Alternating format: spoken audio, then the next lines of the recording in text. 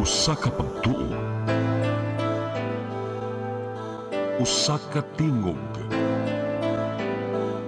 usa ka katawhan.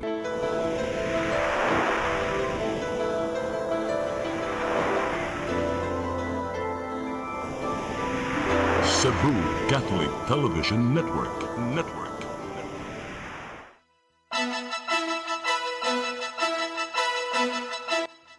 Uluhan sa mga balita sa Sayri 47. United Arab Emirates mubiya sa mga nasod nga nag-export og petrolyo. Siyudad sa Mandaue nagpadayon og labay sa basura sa lungsod sa Konsolasyon. Sugbo 90% ng andam sa ipahigayong ASEAN Summit 2026 karong Mayo. Pagkamatay sa suspitsado sa kasong pagpanglugos sud sa Cebu City Jail, giimbestigar. Sugbo, Kabisayan ug Mindanao, Pilipinas ug katawhan kutos maabot atong Sibya sa tibuok kalibutan, maayong hapon. Live kita karon sa CCTN Channel 47 ug kini ang tulumanon sa nag-unang kasayuran nga angay natong masayran. Sa nga ni Attorney Danica Caballes, ako si Dennis Tabar ug kini ang Sayri 47.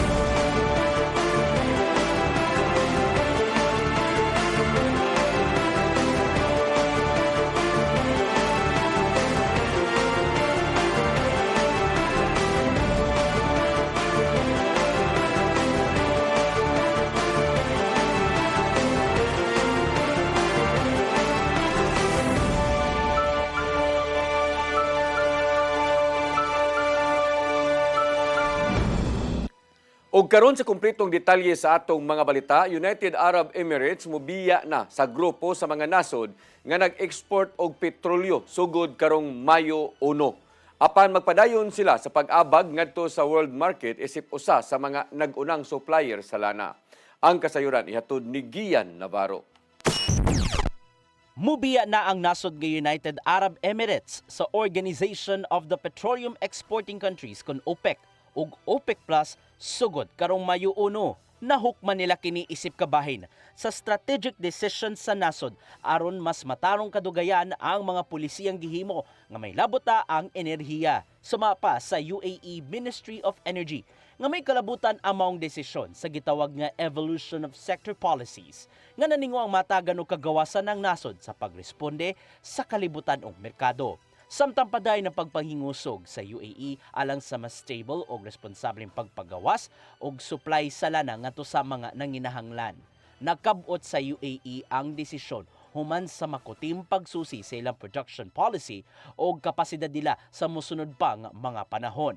Pinasubay usab kini sa ilang nasudnong interes o planong pagpakusog daw usab sa ilang domestic energy investments. Tungod nini, lauman ang dakong kabag-uhan sa oil market kay usa ang United Arab Emirates sa mga nagunang producer sa produktong lana ngadto sa OPEC. Nakita sa mga analyst nga posibleng muhinay ang impluwensya sa OPEC tungod sa pagbiya sa UAE. Apan nagtuo ang uban nga makahatag kini og dakong bentaha sa nasod aron mas padakon pa ang ilang oil production nga pinasubay sa ilang economic strategy sa panggobyerno. Gihimug-atan gyapon sa UAE nga magpadayon ang ilang kontribusyon sa global energy stability o magpabilin isip kasaligang tinubdan sa lana ngadto sa world market. Kininawsab ang nimong lakang sa United Arab Emirates human nga nahimong sakop sa OPEC sulod sa 50 ka tuig, taliwa sa nagpadayong panagbangi sa Amerika ug Iran nga niresulta sa napadayong global fuel crisis. Gian Navarro, CCTN News.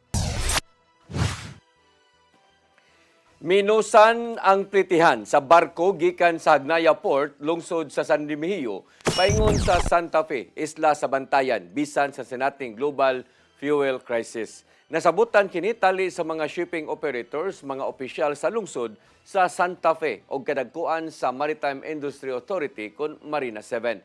Pinagi sa usa ka resolusyon ni Consul James Philip Lau ang panawagan nga pabaratuhon ang plite sa barko human nga niabot na kini og 450 pesos. Nasayran nga nagkalisod na ang kahimtang sa mga nibiyahe, din gawas nga ni mahal ang plitihan, adunay mga kakuwang gikan sa shipping operators nga nakaapekto usab sa paglarga. Suma pa nilaw nga mipasalig na ang mga kompanya sa barko nga tarungon nila ang serbisyo ngadto sa mga biyahero dungan sa gikasabutan nga plitihan. Mga kaparian mamahimong makapaambit sa panahon bahin sa mga isyu sa katilingban nga walay pagdapig sa bisan kinsa nga politiko. Kini ang nahimong pasalig ni Cebu Archbishop Alberto Oy taliwa sa daghan na nga mga pagsuway nga giatubang sa palibot. Ang kasayuran ihatod ni Gian Navarro. Ipatigbabaw ni Cebu Archbishop Alberto Uy ngadto sa kaparian ang walay pagdapig ngadto sa bisan kinsang opisyal sa gobyerno ilabi na sa mga isyung giatubang sa katilingban. Sa labing una niyang press conference, misaad si Arsobispo Abet nga padayonon ang pagbadlong ngadto sa dili maayong binuhatan sa panggobyerno. Nahimo niya kini sa social media o bisan sa pulpito sa Matag Santos nga misa, bisan og dili niya hinganlan ang naisgutang opisyal. Alang sa mong kadagkuan sa simbahan, ang ngayang kapanaminan sa tanan ang mga leksyon gikan sa mga kahiwian sa panggobyerno aron di kini mapalabi. Maong gilaw man niyang tumanon kini ngadto sa ubang mga pari. Dapat mag-uusa kita sa pag-address ani mga issues sa ato ang panggamhanan, issues sa simbahan, kung natin makita nga dili ang ayan nga buhaton, ato ilan siyang ugupan, mag-uusap ta sa pagpakigbato. Sugad sa pagsugod siyang termino, nimong gawas nun si Archbishop Abet sa pagsaway sa grabing korupsyon sa gobyerno. Usa nini mao ang nangaging mga marcha protesta aron ipanawagan ang moral transformation human nagkalisod tungod sa flood control scandal. Siguro naman tingin maka-justify anang nga maong buhat, pero pagkakaroon sa akong kasinatihan sa Cebu, dili pa ko kakita og rason nga nga mo-mention ta og name, no? Maong di siya magpanuko kung ugaling na mga paring modapig na to sa bisan kinsang politiko, ilabi na nga gigamit ang pulpito. Kung masakpan man, badlungon niya kini og sultihan. Mupahamtang lang ang Archdiocese og disciplinary action kung mugrabe man ang maong binuhatan. Sundan na to sa pagmaymay, pagtambag, paggiya ang ato mga kaparian, mahitungod ani nga mga butanga. I hope klaro sa tanan and the church is there. What I mean by church, kaya mga pari, mga nangalagad, mga kabispuhan, we are meant to be centers of unity. Ian Navarro, CCTN News. Gikatingalahan sa kanhi trabahante nila ni Sara og Corle Diskaya. Nganong nahimo siyang investor sa maong kompanya nga gitrabahoan nga wa man gid siya masayod. Gisaysay kini sa 33 anyos nga kanhi liaison officer sa St. Timothy Construction Corporation atol sa hearing kagahapon sa Lapu-Lapu City Regional Trial Court. May kalabutan kini sa kasong graft ug malversation nga giatubang ni Sara Diskaya tungod sa questionable nga flood control project sa Davao Occidental. Gitataw sa maong witness nga wa siya ni pirma o bisan unsang dokumento aron mamahimo siyang investor sa maong kompanya ni Diskaya. Gibutang ang iyang pangalan isip sakop sa Board of Directors aron mahimong lehitimo ang bidding process sa mga proyekto nga gihimo nga butang nga iyang gihimakak. Nagpadayon ang hearing sa kaso nila ni Diskaya og tiwason pa kini karong Mayo 5. Mga kaubanan sa Committee on Justice sa Kongreso supak nga ablihan ang karton nga adunay income tax return nila ni Vice Presidente Sara Duterte ug ang kapikas niya nga si Manasseh Carpio.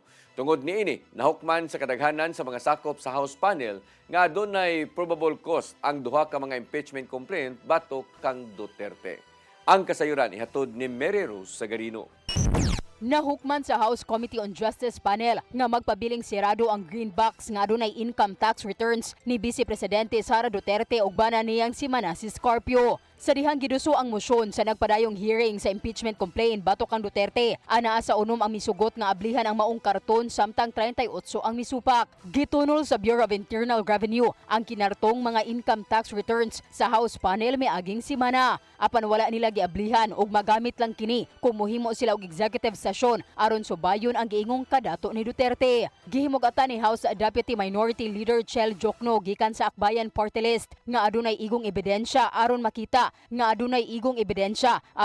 ang probable cause sa pagtangtang kang Duterte sa pwesto. Apan gikabalakan kini sa ubang mga kauban kay matud pa mo resulta lang sa pagpangbudhi ngadto sa publiko. Bisan pa man, crucial kaayo ang gihimong hearing alang sa panel chairperson nga si Kongresista Jervel Ruestro tungod sa mga nakuhang ebidensya. Kapag ang SALN ay nagsabing zero cash o cash deposit, pero ang AMLAC ay nagsabing 6.7 billion, hindi na ito simpleng discrepancy lamang. O kahit ang basehan natin ay ang net worth na 88 million, napakalayo pa rin nito sa bilyon-bilyong transaksyon na nakita ng AMLAC. Wala gihapon itambong si Vice Presidente Duterte sa maong hearing. Maong niduaw siya sa pag-abli sa usa ka pop-up exhibit nga gipasiugdahan sa iyang buhatan sa Laguna. Taliwa kini sa padayong pagsubay sa mga kongresista bahin sa iyang hulga ngadto kang Presidente Bongbong Marcos Jr., First Lady Liza Araneta Marcos ug mga kaalyado niini isip usa ka impeachable offense. Tungod niini, unanimous ang desisyon sa House Committee on Justice panel nga adunay probable cause ang duha ka impeachment complaint batok kang Presidente Sara Duterte. Alang sa Defense Counsel sa Vice Presidente, gilauman ang daan ang resulta sa hearing. Mary Rose Sagarino, CCTN News. Syudad sa Mandawi nagpadayon og labay og basura sa lungsod sa Konsolasyon. Sa pagbalik sa operasyon sa Binalio Landfill sa syudad sa Sugbo, abli usab ang Mandawi nga mobalik usab og labay ngadto sa maong dapit. Ang kasayuran ihatod pagbalik ni Mary Rose Sagarino. Nibalik na sa operasyon ni adtong weekend ang Binaliw Landfill sa syudad sa Sugbo nga gi-operate sa Prime Waste Solutions. Kini human nalibkas na ang cease and desist order sa Department of Environment and Natural Resources. Hinuon limitado pa ang ilang operasyon. Sa ilang habig ang syudad sa Mandawi nga kanhi naglabayan sa basura ngadto sa wala pa nahitabo ang trash line ni atong Enero ang nakuratan sa pagbalik sa operasyon. Binaliw na surprise bitaw mi na naka-operate na sila balik sa ang nibawaan la namo nga nanay ECC nakadungog rami na mga 2 weeks ago nga nanay na sila ECC bag-o but wala pay formal nga negosasyon na pud ang Mandawi og sa Binaliw. Wala. Asob na wala. Hinuon mato di Maligon nga abli ang Mandawi pagbalik og labay ngadto depende asa mas makadaginot ang syudad. Sa kasamtangan, nagpadayon ang Mandawi sa paglabay sa basura sa lungsod sa Konsolasyon pinaagi sa pribadong hauler. Ang Mandawi ni sudog agreement sa pribadong kumpanya ni atong Enero human masira ang Binaliw Landfill. Hinuon nakigalayon kini sa operator sa Konsolasyon Sanitary Landfill ang ASEAN Energy aron direktang makalabay ngadto. Giproseso na ang compromise agreement. Pa man ma-final ang compromise sa ASEAN but nanay correspondence. Basta direct Binaliw or sa Konsolasyon mas makasave ta we do away with the third party arrangement ba. Ma'am gid ang gusto sa city. Sa compromise agreement, bayran sa Mandawi ang ilang kanhi solid waste disposal bill nga mokabat og 9.3 million pesos ngadto sa ASEAN Energy. Mary Rose Sagarino, CCTN News.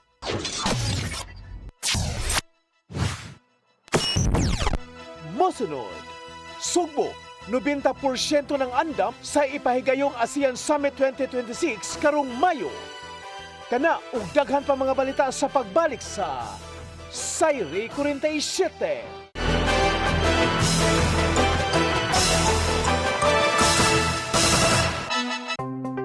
Discover the beauty of the Philippines.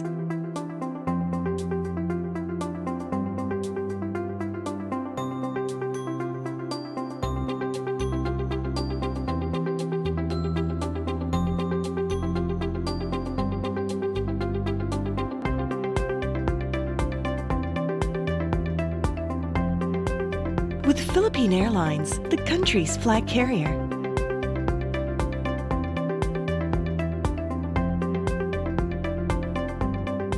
The airline that lets you feel the warmth of the nation.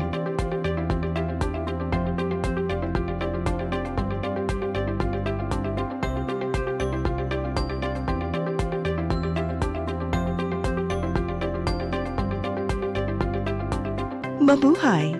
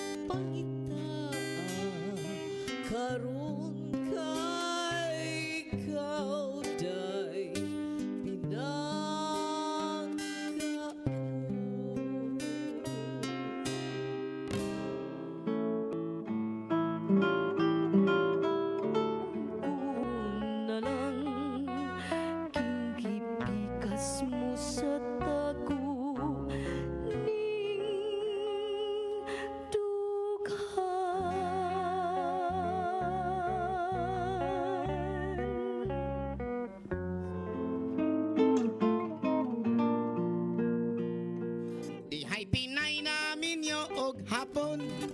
Hapon nga tigulang og hubakon. Sugod siya kay iya lang hokhokon.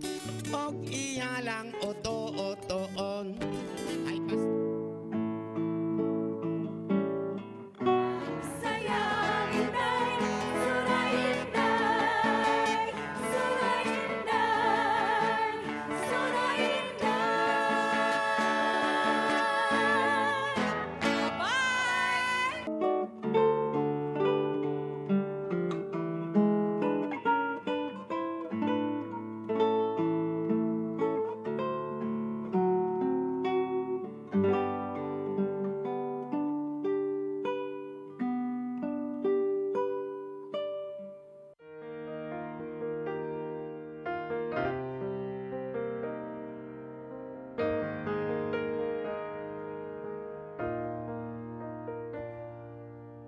Heal me, O Lord, and I will be healed. Save me, and I will be saved. Heal me, O Lord, and I will be healed. For you are the one I praise. You are the one I praise. Sing it with me. Heal me, O Lord, and I will be healed. Save me, and I will be saved.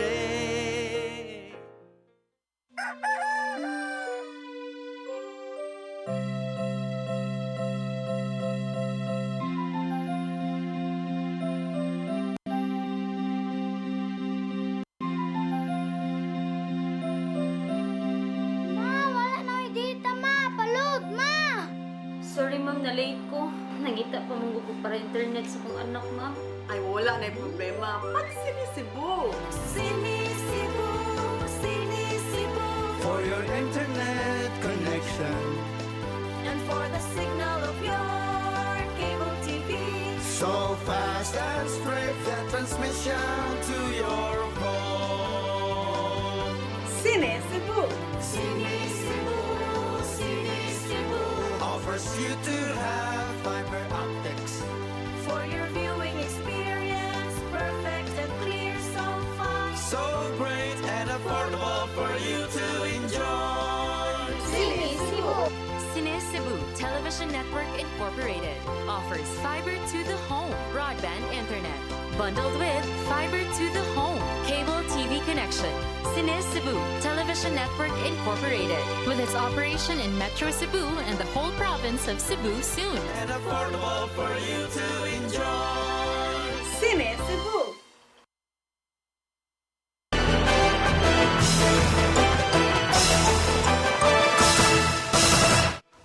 Balik sa ato mga balita, Sugbo 90% ng andam alang si pahigayon nga ASEAN Summit 2026 karong Mayo.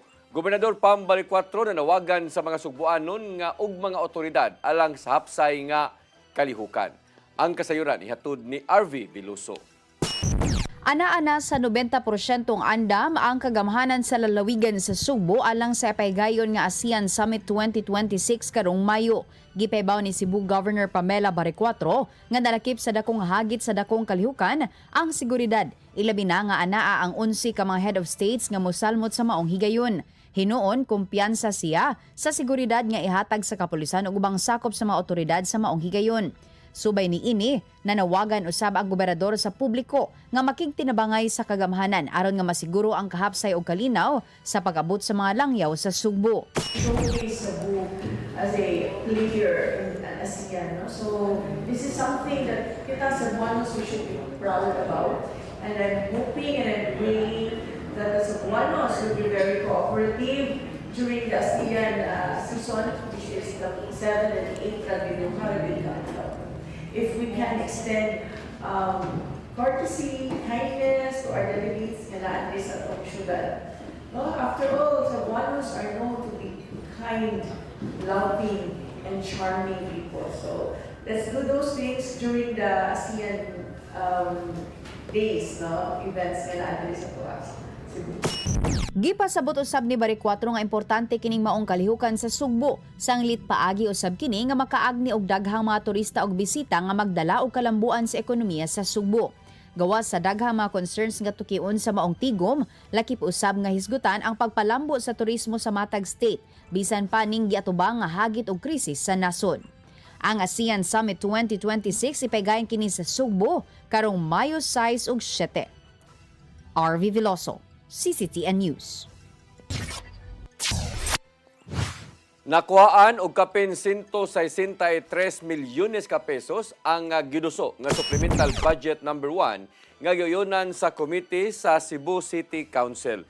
Anaa na lang sa 800 milyones ka pesos ang giyunang pundo human nga gisukit-sukit sa Committee on Budget and Finance sukad sa miaging simana. Nagagikan sa Department of Public Services ang labing dako nga kaltas diin gibinusan kini og 100 million pesos aron lang makapadayon sa paghakot og basura gikan sa kabalayan. Apan wala ra maapektuhi ang 35 million pesos nga pundo gikan sa Mayor's Office aron gamiton sa fuel subsidy program ngadto sa mga driver nga apektado sa krisis. Matod sa committee report gikan ni Council Dave Tumulak, nagikinahanglang adunay klarong padulngan ang pundong gipangayo sa dakbayan pinagi sa mga konkretong programa ug uban pa. Cebu City Hall ug ang Kapitolyo wa mo kumpiyansa. Bisan pa man og human nabulabog ang bomb threat sa Talisay City Hall. Samtang nakigalayon sila si Mayor Samsam Gulyas sa Raco 7 aron pagtultol sa nagpaluyo sa maong hulga. Ang kasayuran ihatod ni Gian Navarro. Nabulabog na to Martes ang Talisay City Hall human nakadawat si Mayor Gerard Anthony Samsam Gulyas og hulga sa pagpamumbag gikan sa giingong dummy account. Hinungdan nga daling mihimo og inspeksyon ang mga sakop sa PNP ug SWAT aron pagsukit-sukit sa matagbuatan sulod sa City Hall compound. Bisan og negatibo ang bomb threat, padayon ang ilang pagsusi kung kinsa man ang nagpaluyo niini. Maong nakigalayon si Mayor Gulyas sa katagkuan sa Regional Anti-Cybercrime Unit kon RACU 7 aron pag-trace sa nagpadala sa bomb threat message. Kay apektado man ang operasyon sa Talisay City Hall sa maong hulga, buot mohimo og investigasyon ang konseho sa dakbayan mahitungod sa bomb threat. Matod sa Peace and Order Committee Chair nga si Konsehal Danilo Caballero nga wala na dayon ng sesyon niya ng panahona tungod sa suspension sa trabaho. Sakto din ang instruction ni Mayor nga walay himong transaction ug wala sa trabaho kanang panahon na kay padayong gi-assess. Human nga naalarma ang Cebu City Government sa gidangatan sa Talisay City Hall, mihimo ang kapulisan og inspection sa palibot sa Cebu City Hall. Mismong si City Director Police Colonel George Ilanan ang nisubay sa palibot sa City Hall compound uban ang ilang mga K9 dog units. Matod ni Mayor Nestor Archival nga pagpanagang lang kini aron di mabutang sa alanganin ang mga kawani o mga kliyenteng giatiman. Samtang kumpiyansa si Cebu Governor Pamela Baricuatro nga luwas gyapon ang palibot sa Provincial Capital Compound tungod kini sa hugot nga seguridad nga gipatuman gikan sa mga gwardya o kapulisan nga nagbantay. But then wala man no threat to anything sa Capitol karon. And besides daghan kay military karon, kaning mga kani magbinuang diri, don't dare come to Cebu now because we have 20,000 forces here because of ASEAN. Sa kasamtangan, wala pa'y na-monitor nga dakong hulga sa palibot ang Kapitolyo. Kinilang ang ikapasalig ni Baricuatro alang sa mga yanong tao nga mobisita sa mga buhatan sa Capitol Compound nga dunay mahinungdanong katuyuan. Okay naman, wala may problema. Prepared ta for any eventualities, no? Di ba sa ta kaingon na wala gyud may tabo because we don't know. But then we are prepared for that. And then we're safe. Do you feel safe coming here? Being here? Ian Navarro, CCTN News. Janitor nga taga-tangke syudad sa Talisay napusasan human madakpan sa gilusad nga buy-bust operation sa Talisay City Police Station o nakuhaan kini og kapin usa ka kilo nga shabu nga mukantidad og dulan sa 7.5 milyones ka pesos. Ang kasayuran ihatod ni Arnold Bustamante.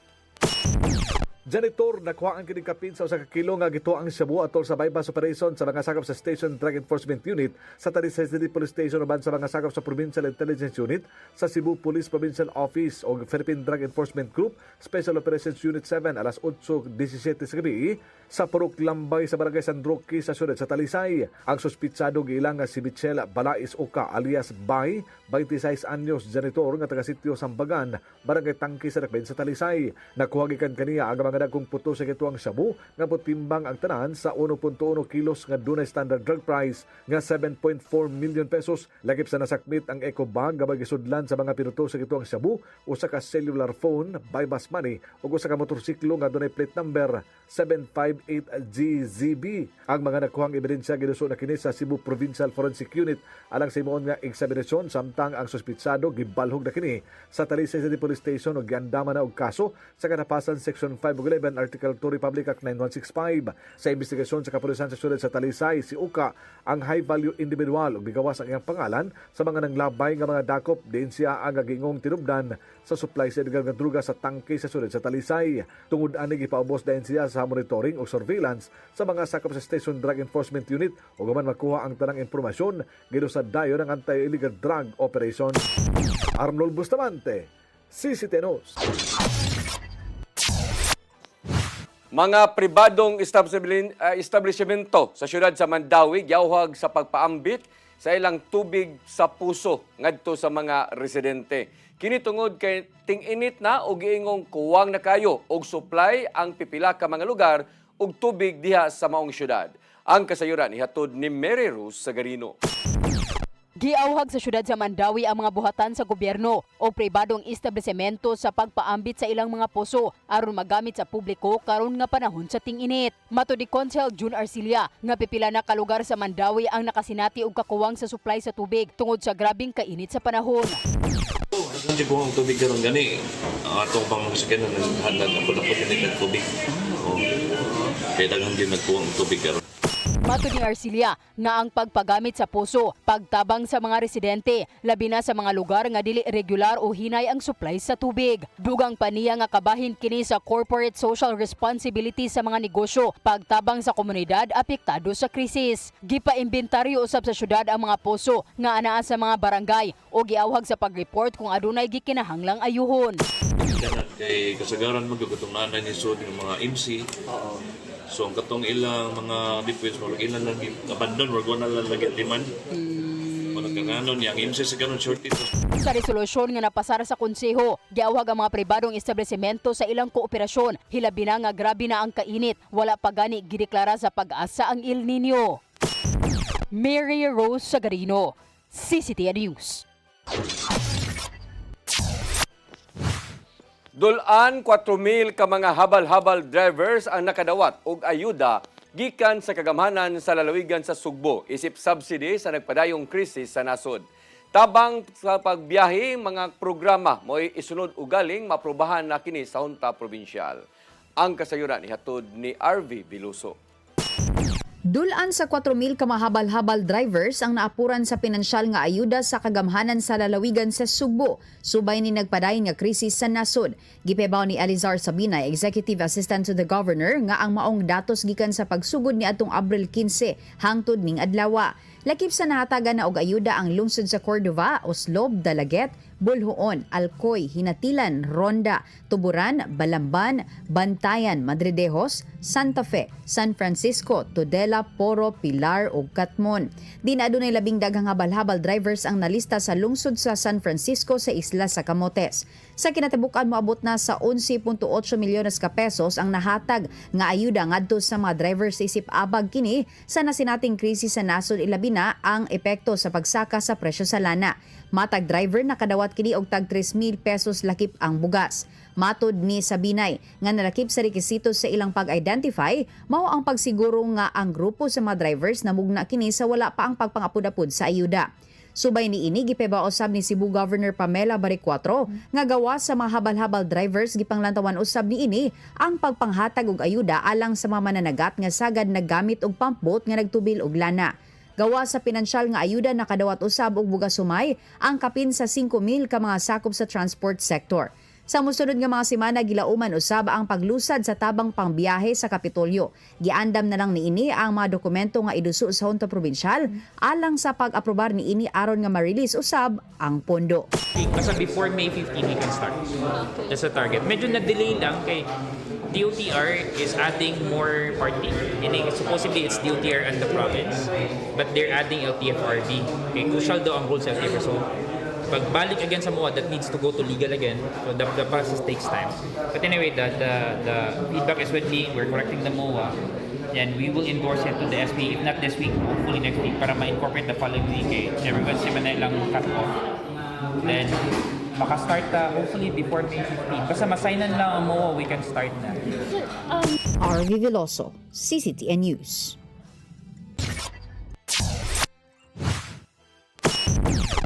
Mosunod, pagkamatay sa suspitsado sa kasong pagpanglugos sud sa Cebu City Jail, giimbestigar. Kana ug daghan pa mga balita sa pagbalik sa Sayri 47.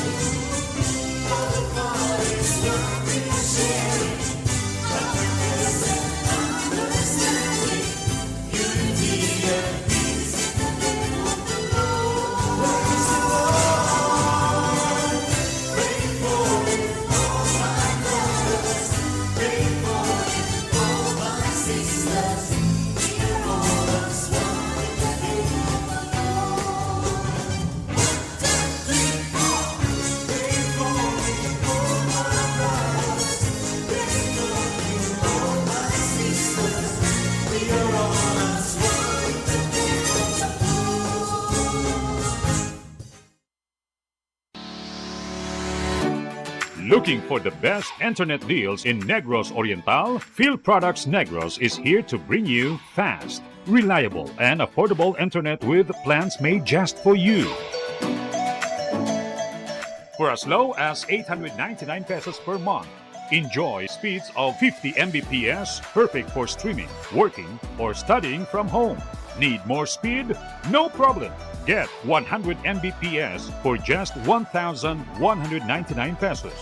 150 Mbps for only 1,499 pesos, or our fastest plan, 400 Mbps for just 2,399 pesos per month. Plus, you can add over 100 cable TV channels to your internet plan for just an additional 100 pesos per month. That's entertainment and lightning fast internet all in one. Enjoy no installation fees and start today with a 1,000 peso customer deposit. Call us now or visit our website to sign up with the Phil Products Negros. You get internet that's affordable, reliable, and local. Phil Products Negros, bringing you closer, faster. Call us at 0917-631-5240 or visit our website www.philproductsnegros.net or our Facebook page, Phil Products Dumaguete. Subscribe now.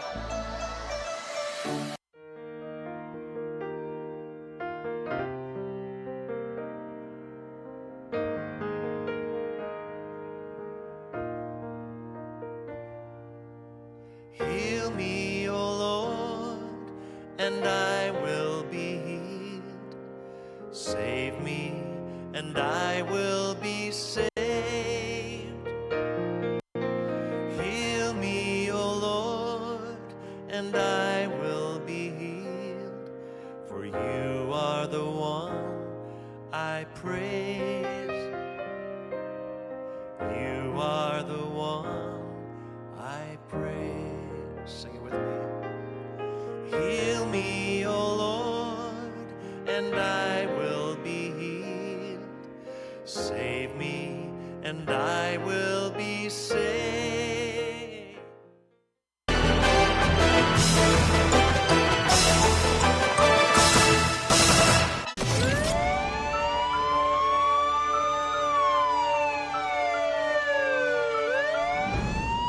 Balik sa ato mga balita, Bureau of Jail Management and Penology dinhi sa Region 7 nagsugod na sa ilang investigasyon sa kamatayon sa suspek sa kasong pagpanglugos sud diha sa Cebu City Jail. Ilang gipasalig nga dili duphan o galing adunay kalambigitan ang mga person deprived of liberty ingon man ang mga jail officers sa hitabo. Ang kasayuran ihatod ni Arnold Bustamante. Gisugda na sa Bureau of Jail Management and Penology ang investigasyon sa kamatayon sa usa silang inmate nga si Fernando Abapo Prahis. 37 anyos ang suspitsado sa paglugos sa silingan nga usa ka 11 anyos ka babae sa sitio Kalubihan sa Barangay Kalunasan sa Dakpe sa Sugbo. Matod ni Jail Inspector Samuel Manas, ang hepe sa Community Relations Service Section sa BGMP 7 nga nagpaabot na lang sila sa resulta sa kimong pakisusi silang ahensya kunon sa gyud ang hinungdan sa kamatayon ni Prahis. Si Prahis nakaangkon og mga bunog sa iyang paa nga gituan sa pamilya nga gidagmalan kini sama sa gitawag nila og takal nga may hinungdan nga nakuyapan kini og nabugtuan siyang kinabuhi. Regarding that, sir, let us wait for the results of the investigation process po.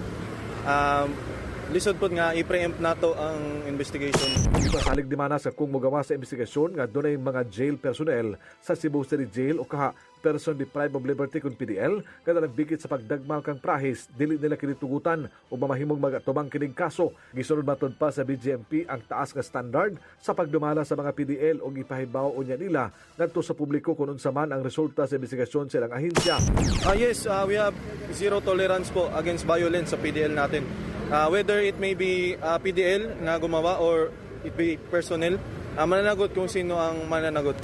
Di pa nga usab og pahasubo nga mensahe ang BGMP 7 sa pamilyang Prahis sa gidangatan ni Fernando o gipasalig ni ini nga papanubagon nila kung kinsa man ang nagdagmal silang PDL ug dili nila kini taguon og dupahan. Anda mo sab sila nga makikalayon sa lang ahensya sa gobyerno nga mohimo sa investigasyon sama sa PNP ug sa Commission on Human Rights nga unang gibutyag sa pamilya nga ilahang dangpan. Samtang ang Cebu City Police Office wala pa makadawat og reklamo gikan sa pamilyang Prahis nga masugdan nila ang ilang investigasyon. impormasyon gipasalig sa kapulisan sa syudad sa Sugbo nga kung moreklamo ang pamilya ila kining tabangan.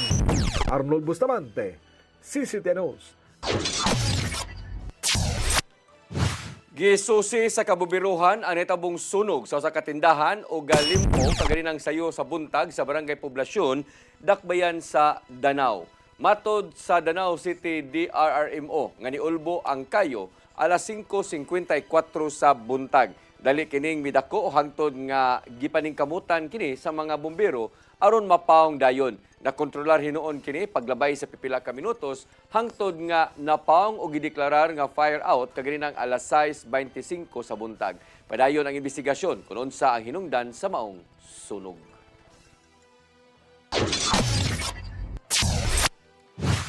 Nadakpan pagbalik ang usa ka ex-convict human nakuhaan og 170,000 ka pesos nga kantidad sa shabu atol sa buy-bust operation kagahapon sa may sitio Kulo, Barangay Inayawan, siyudad sa Sugbo.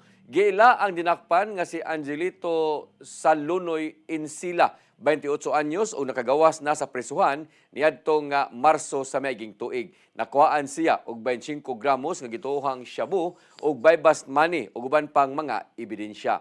Gilusad sa Intelligence Unit sa Cebu City PNP ang maong operasyon human nga nahimong pagsusi sa transaksyon ni Insila. Matod sa PNP nga makadispose ang dinakpan og hangtod 50 gramos nga shabu matag semana gikan sa iyang amo.